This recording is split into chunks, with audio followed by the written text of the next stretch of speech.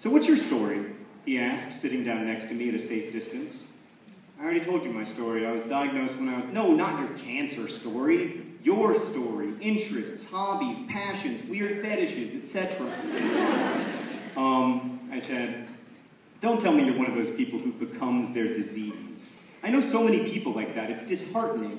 Like, cancer is in the growth business, right? The taking people over business.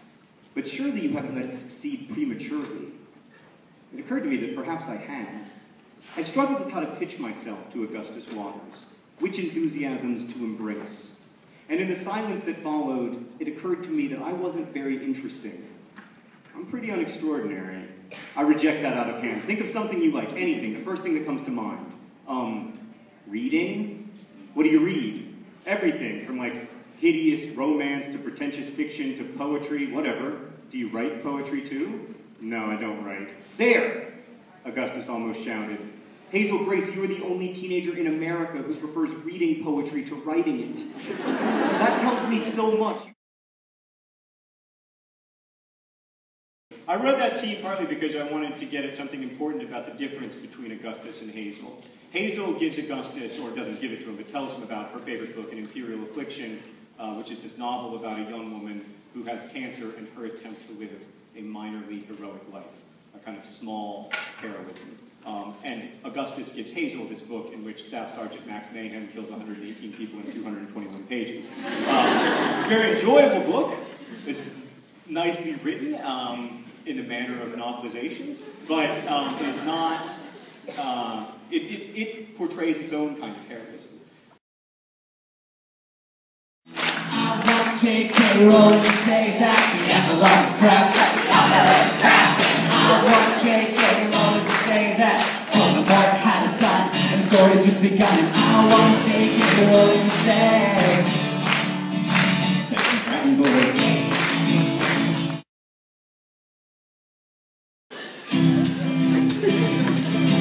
War is a fundamental constituent of matter, observed in 1968 through people acting scatter. We found that protons aren't as simple as we thought. We thought they were solid particles, but they are not. Protons, in fact, are made up of two separate pieces that just get more confusing as our knowledge increases. And that is what a quark is. It's a piece of a proton, and they also make up other things, including a neutron. Oh, left and same time, top bottom. If you don't know what a quark is, it don't matter, you still got it. Protons and bosons and massive things that make up everything that we can see and that we know exists. Because you have to translate these symbols of language into ideas that have that form this narrative in your mind, you make the story as much as I do in some ways. And that's what I find so exciting about writing, but that's also what I find so exciting about reading. So my first advice is to read, to understand how other people over millennia have used text in a way that created images and stories in our minds. And then my second piece of advice is to tell stories to your friends and pay attention to when they get bored. That's the best advice I know for how to pace a story. What's your favorite? I really love that video game books, but it might just be because it's about my book. I think that song is beautiful though, and I really like it. I like Quarks a lot. And when you recorded Helen Hunt, I didn't know you could play the guitar. So there was this miracle of going on YouTube to watch a Hank video, and he had a guitar in his hands, and I was like, what, is he going to smash it? And he started to strum it, and then he played this hilarious, creepy song about it. And, I mean, I was completely blown away, so I think in some ways that's still the biggest surprise, and Asio Deathly Hallows has changed our lives, so I guess that one too.